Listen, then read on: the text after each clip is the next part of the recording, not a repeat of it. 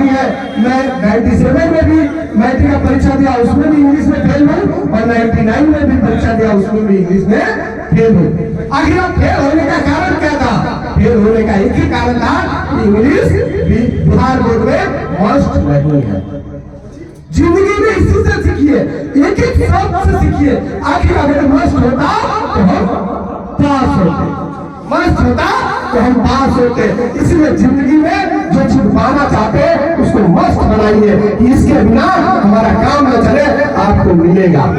मैं गारंटी देता हूँ, जिस दिन आप मस्त बना लिए कि मुझे जिंदगी में ये चीज मिलना है, ये आप मुझे करना है, आप करेंगे।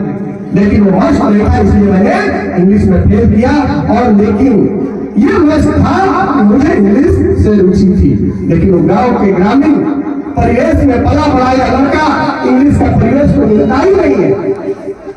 इंग्लिश अगर जान भी गए तो बोल नहीं पाएंगे, आपके प्रोनाउंसिएशन बिल्कुल एकदम उधर खावा होगी। आपके ऊपर लोग इंग्लिश बोलेंगे तो आप पर लोग हंसेंगे, और यही संकोच, यही हमारे हिचकिचाहट हमारी जिंदगी में कहीं न कहीं बाधा उत्पन्न करती है। लेकिन मैंने इंग्लिश को नहीं छोड़ा, इंटर में एडमिशन कराया, उसमें मैं इंग्लिश लिया।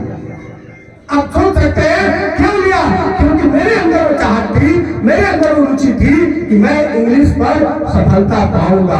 और मुझे याद है, इंटर में फर्स्ट डिवीजन पास किया, उसमें इंग्लिश में भी अच्छी नंबर आई।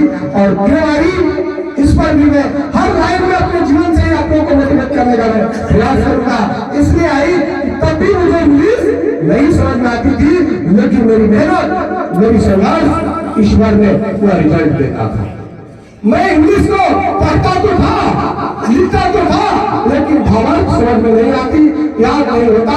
नई चीजें जाकर कॉपी में इंटर में मुझे याद है, नहीं समझ में आता, एक ही लाइन लिख के कॉपी भर दिया, उसमें रिजल्ट आ गया। ये सब संभव होता है जब आप ऑनेस्ट की मेहनत करते हैं। ये सब संभव होता है जब आपकी मेहनत में ईमानदारी हो, जब आपको पाने का कुछ जुनून हो, आपके अंदर सब संभव होता है। गाँव के बच्चे, आपको प्रेशर कुछ नहीं आता हो, आप किताब लेकर बैठिए, आप 10 घंटा किताब लेकर बैठिए, मैं समझता हूँ आप 10वां दिन देखिए उसका मास्टर होने लगेंगे, आपके अंदर वह शक्ति विकसित होने लगेगी, आप उसका जानकारी हासिल करने लगेगा। ये मैं अपने जिंदगी के अनुभव से बता रहा हूँ। वहां से आगे करने के बाद मैं ग्रेजुएट किया 2005 में, तभी मैं कई नौकरियों में गया, क्योंकि गाँव का वह बच्चा बड़ा परिवार में बड़ी जिम्मेदारी उठाने के लिए लड़ाई था। गांव में अक्सर एक सिपाही को जाता वर्दी पहन के, उससे हम प्रेरणा लेते हैं, काश हमको भी वर्दी मिल जाती।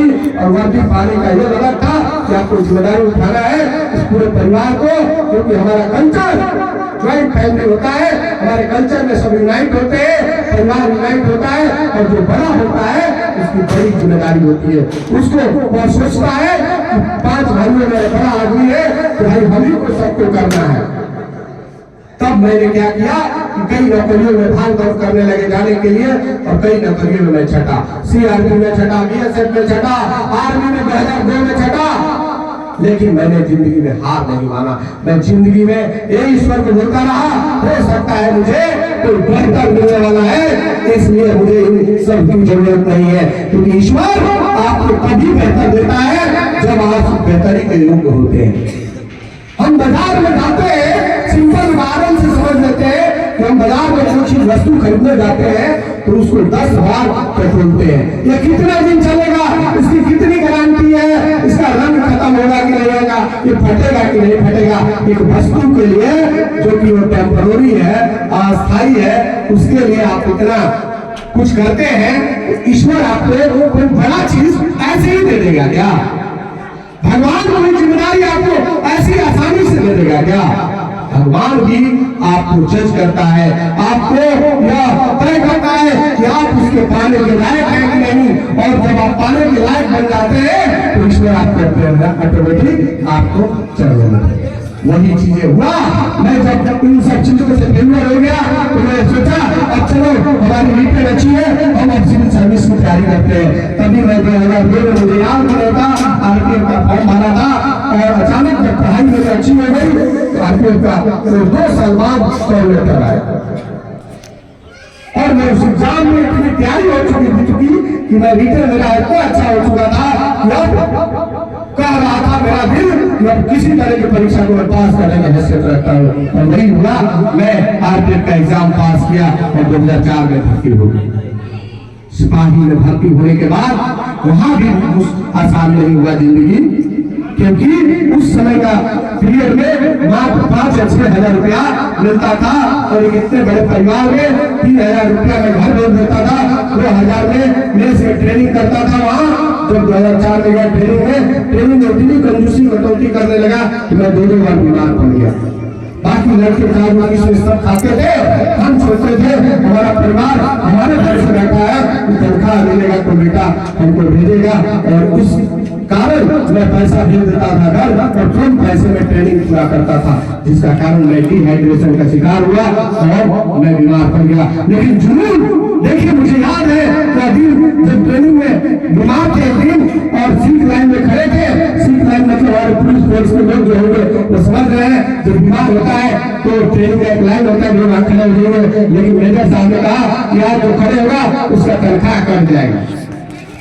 मुझे वो बुखार में भी याद है, मैं तनख्वाह कटने के डर से मैं उस ट्रेनिंग को उस दिन का राउंड लगाया और उतने तेज दौड़ लगाया। तो जब रोड में आया और बैठ के पढ़ते हैं, हमारा इंदौर चलता है, लाइन ऑर्डर का पढ़ाई चलती है, उसमें मैं बैठे बैठे बेहोश हो गया। शिक्षक को लगा, टीचर को लगा, वहाँ इंस्ट्रक्टर जो होते हैं उनको लगा कि सो रहा है, आगे जैसी हिलाई में बेंच के नीचे गिर पड़ा। मुझे होश तो थी लेकिन हिम्मत नहीं थी, कोई जानकारी थी, लेकिन मैं बेहोश पड़ा था। तब लड़के उठा पड़ा के लिए हॉस्पिटल लगे।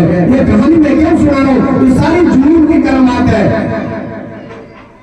ये जुनून की करामात है कि उस बुखार में भी, उस 100 डिग्री सेल्सियस का बुखार में भी मैंने दौड़ लगा दी। आप सोचिए, यहाँ लोग बुखार आ जाता है तो बेर से उठते हैं, लोग बुखार खत्म चलना पसंद नहीं करते। मुझे बुखार लगी है, ये सारी साइकोलॉजी आपके दिमाग में भरी है। ब्रेन का कमाल है, आपको जिंदगी को परिवर्तन कर सकता है। ब्रेन का ही सारा कुछ दिया हुआ है। आज ब्रेन का ही विचार है कि आज पुस्तकालय आज उद्घाटन हुआ, तो उस ब्रेन में देखा कार्यशैली से मैं खुश नहीं हुआ, क्योंकि एक सिपाही डिसीजन मेकर नहीं होता है, वो अधिकारी नहीं है, वो डिसीजन नहीं लेता है, क्योंकि हर विभाग में कुछ त्रुटियां है। और मैं त्रुटियों को देखा तो रोता था, कैसे फोर्स पुलिस में आ गया, मैं यहाँ पर कुछ कर ही नहीं सकता।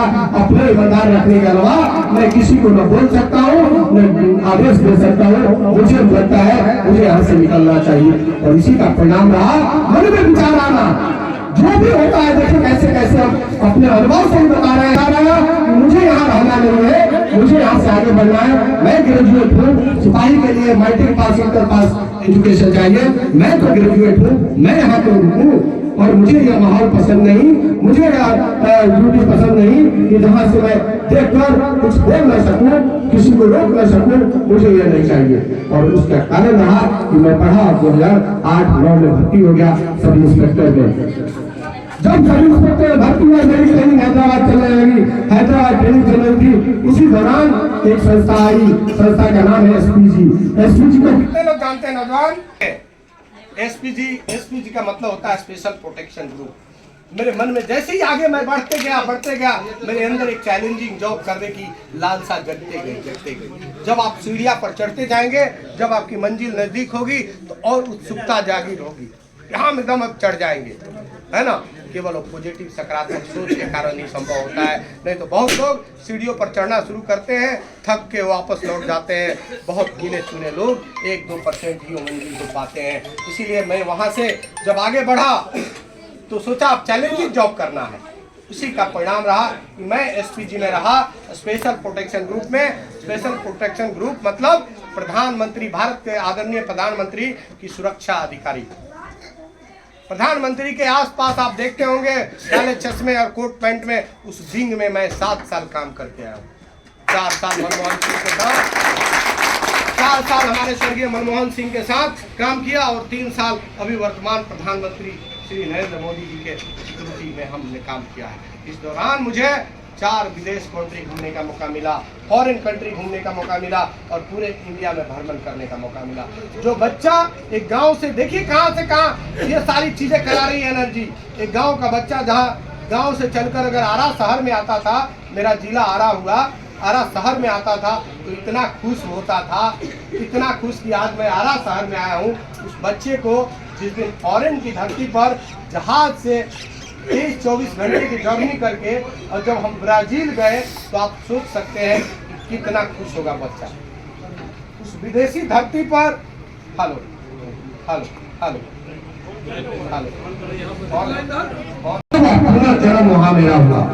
एक गांव का जो गरीब लड़का, मजदूर लड़का, नौकरी तो पा लिया था, दरोगा में भी भर्ती हो गया था, लेकिन वह अनुभव, वह एजुकेशन, वह कम्युनिकेशन, वह स्किल डेवलपमेंट नहीं हुई थी, लेकिन वह एसपी जी ने हमें वह जिंदगी दी है।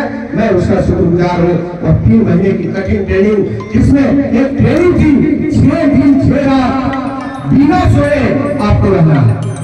आप कल्पना कीजिए कि एक शादी विवाह फंक्शन होता है हमारे घर में, अगर एक दिन हम नहीं एक रात सोते हैं तो अगले दिन बेड पर होते हैं। उठते हैं क्या? तो दूसरा काम करते हैं क्या? नहीं करते। और वह ट्रेनिंग 6 दिन 6 रात लगातार, 6 दिन 6 रात लगातार बिना सोए उस ट्रेनिंग को करना था। और पहले तो सुनकर डर लगता था, लेकिन वहाँ की ट्रेनिंग इतनी प्रोसीजरल है, इतनी प्रक्रियात्मक है, वह आपको इतना कॉन्फिडेंस बोल्ड बना देता है कि आप उस ट्रेनिंग को पूरा कर लेंगे। और जैसे ही और मैंने ट्रेनिंग पूरी की, ईश्वर को धन्यवाद दिया कि आपने मुझे आज पुनर्जन्म दिया है, क्योंकि वह ट्रेनिंग मुझे भी भयभीत कर रही थी कि मैं कैसे पूरा करूंगा।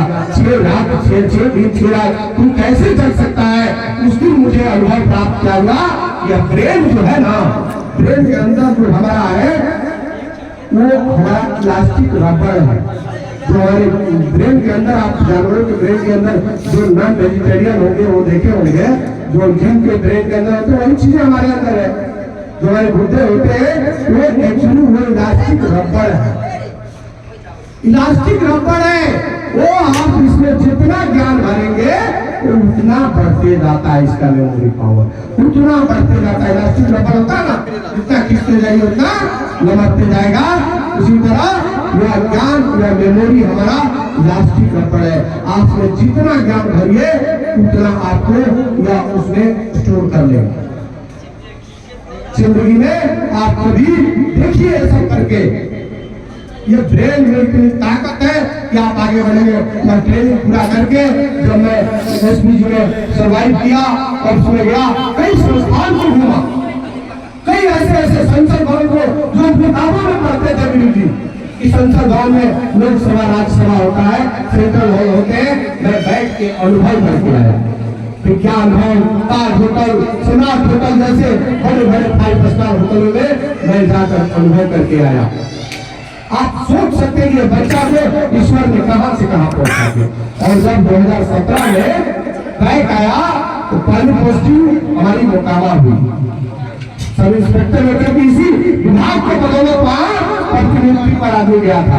वो 100% डेप्यूटेनिस्ट है, वो 100% प्रतिनियुक्ति वाला फोर्स है, उसमें कोई परमानेंट उसका कैडर नहीं है। इसलिए सारे फोर्स के जो क्रीम लोग होते हैं, जो जुनून लिए लेकर चलते हैं, मुझे चैलेंजिंग जॉब करना है, उसके लिए वह जगह है। वहाँ मेंटली फिजिकली इतना स्ट्रॉन्ग रहना पड़ता है। मेरी उम्र 42 साल है, लेकिन मैं अपने आप को 35 साल 30 साल से कम ज्यादा नहीं समझता।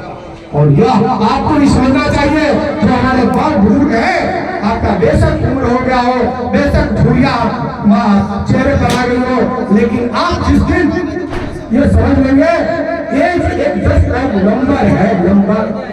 दिल तो बच्चा का भी उसके पास ही वही दिल है जो आपके पास है। आप दिल से जिस दिन जीना शुरू कर देंगे, बच्चा के दिल से जिस दिन जीना शुरू कर देंगे, उस दिन आप बच्चा है, आप बिल्कुल नहीं है। नौजवान साथियों कहूँगा, आप जिस दिन बच्चे की तरह जीना सीख लेंगे, उस दिन आपका उम्र कोई मायने नहीं रखता। इसलिए उम्र पर न जाए। आज हमारे भाई दर्शक लोग बड़े बुजुर्ग बैठे हुए हैं, अपने जीवन में बहुत परिवर्तन किए, और मुझे कितने लोग बोला, इससे देखकर लगा कि यह वाकई में यह सामाजिक संगठन का ही सरकार है कि सबको बोलने की एक आजादी दिया, बोलने की कला दिया। तो बोलने की भी एक कला हो, नहीं तो अच्छे लोग माइक धरने के बाद ये आधा शक्ति यही खींच लेता है, क्या बोले समझ में नहीं आता। क्या ये सही है कि नहीं? तो माइक भरने के बाद बहुत लोगों को बोलती बंद हो जाती है, लेकिन आप लोगों ने जो भी वक्ता यहाँ आकर बोले उनका वाकई में बोलने का जो लहजा था उससे मुझे स्पष्ट हुआ। मैं इतना अनुभव कर लिया कि ये संगठित समाज है, जरूर यहाँ लोगों को व्यक्तित्व को निर्माण किया गया है। इसीलिए इस जगह पर आज वीरू जैसे महानायक जन्म लिए, इनके माँ बाप को मैं कोटि कोटि नमन करता हूँ। आपने जन्म दिया और इस विचार को लाया, विचार पर इन्होंने विजय प्राप्त किया अपने जीवन में। यह पुस्तकालय का आज उद्घाटन करके कई नौजवान साथियों को भविष्य बनाने का काम करेंगे। यह उनका बहुत बहुत आभार है। हमारे पास बोलने का बहुत समय है, अगर सभाध्यक्ष महोदय समय दे तो हम और भी आगे बोल सकते हैं। हमारे पास बहुत शब्द है, आत्मविश्वास,